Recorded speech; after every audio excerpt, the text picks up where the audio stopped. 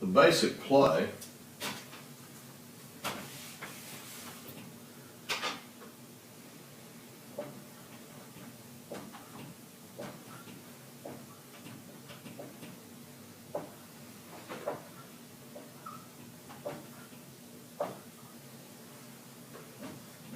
now you can do this different ways. I like having Y on the ball when we run this play.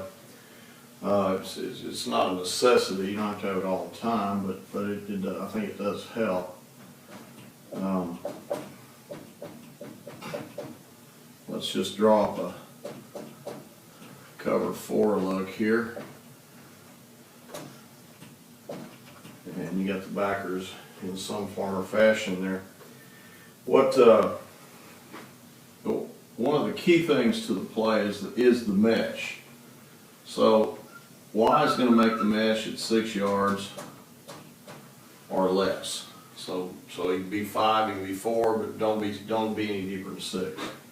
X, and a lot of people mess this up because they try to run it with the inside receiver, thinking they ought to mesh the inside guys and run the outside guys on the routes. And believe me, I've tried that. It's not a bad change-up occasionally, but it's really not a very good constant play if you're going to run it 100 to 200 times a game like we do. We actually call this play 52 times in one game.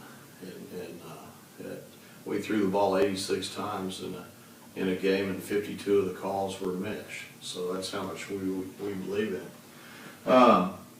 You'd rather have this guy stuttering his feet and running to the outside, him taking one step up the field and then aiming and coming as fast as he can to make the mesh. So Y sets the depth, X makes the mesh. So right here they're going to cross, and wherever he's at, he's going to be trying to be right underneath him. When he comes underneath, if I was the X and this board right here was the Y, we would actually want to be this close. And then what you get into is, okay, is it man or zone? So as they're running across the field, they get their eyes over here on these guys. So X is looking at those guys. Y is looking at these guys. And as they come across, they'll decide if it's man or zone. Now, if it's zone, they're going to find the biggest area they can, and they're going to sit down in it. So it could be right there where they mesh. It could be stretched out, a little bit further to the outside. So that's one of the key parts of the play. So to teach that, your receivers have to understand where the big part of the zone is. So to do that, you can use these little gates that Jason's invented. And what we do is line them up on the yard lines like this. They're all 4 feet high and 5 feet wide, so you can set them in here like this, and they create these little spaces to do noose drill with, which a lot of folks that have followed us know what noose drill is. But you can set them all the way across there. Usually there's 8 of them, so you put the center there and the quarterback here, and he takes his drop, works on the line, and then you got your receivers here, everybody's stacked behind these things. You got another one here and a quarterback, and you got another one here and a quarterback, and so it kind of keeps them separated. So on each drill, all the quarterbacks snap the ball on their own, but they work on their drop down the line. And then these guys get in these little gates, and they get closer to one side than the other. Like say he's right there. This guy comes across and he's right there. And if this was his jersey number facing the quarterback and he was number 18, he's closer to this side, so you'd want to throw it at that number right there. If this guy was number 88, he's closer to this side, so you want to throw it at that number right there, so on and so forth. And then after they noose the ball, they turn straight up the field. And so that's the way that's the way we warm up. We do that instead of stretching. And these little gates are really, we used to use barrels for this. We've used big tall dummies, but I really like the idea of these gates because it kind of keeps the drill separated a whole bunch. And because they're wider, they kind of create this idea in the receiver's mind that there's covered spaces on the field and there's uncovered spaces on the field. And so they can find that open space, get the biggest part of it, sit down, face the quarterback, and then he throws them the ball. So this is the way we drill it to start with. We actually do this pre-practice. We do this before the horn blows, but it's kind of a warm-up drill. And these guys will come over here and they'll be stretching in the back of the lines and loosening up. But they're going to noose that football like this. Like if the gate's right here and I settle right here, he's going to try to hit me right here. So I'm going to noose the football here, turn straight up the field, and get north. And it's all done about 1/4 speed. It's not a fast drill. But at any rate, because of this drill, our receivers just, by the constant everyday repetition of it, they get really good at this play.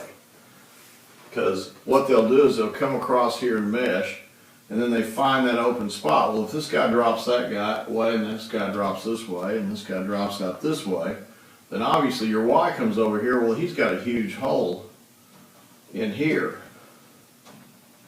So he's going to find the biggest spot he can, he's going to sit down. And then they're going to react to him. Let's say the Willie comes down a little faster than the Mike, because the Mike's dropping that way. Well, the quarterback's going to try to throw the ball right here at this number. He's going to turn straight up the field. And if he catches it, he's going to make a big gain. On the other hand, this guy dropped here.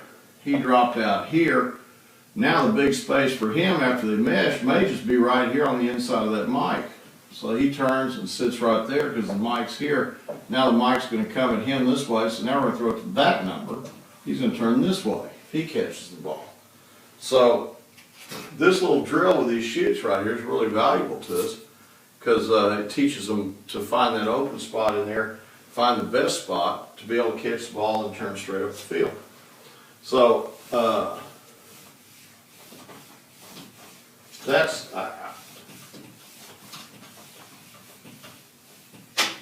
I think that's one of the best things about this play is that you're never dead on the play. Like I was talking about earlier, it's a great contingency play, 2-point play, whatever.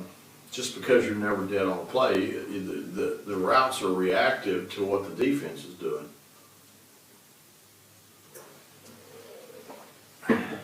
Now,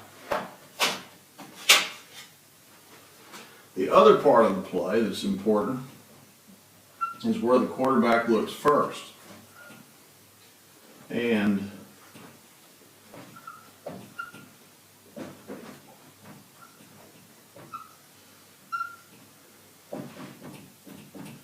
all right, they're making the mesh. He's out here. The F's out here. All right, that leaves this guy right here. So that's the other part of the play you really, really have to drill. And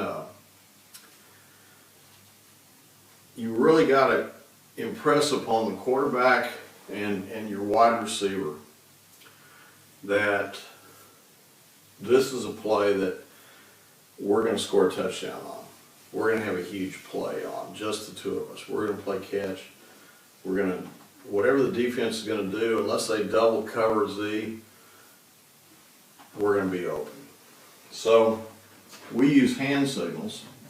He'll take the snap, take a quick 3-step drop. If we're inside the 10, usually he doesn't drop at all. He just catches and throws because it happens just a hair faster. Now we're going to read the leverage out here.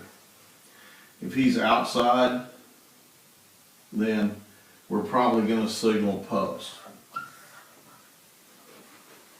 If he's inside, we're probably going to signal corner. If he's inside and way off, we're probably going to signal outcut. And of course, some of the things we do off of that is we'll turn into out and up, that sort of thing. If we get press, we'll throw a back shoulder fade. We'll also throw over the top on the fade. We might go out and up with it. There's several things we can do.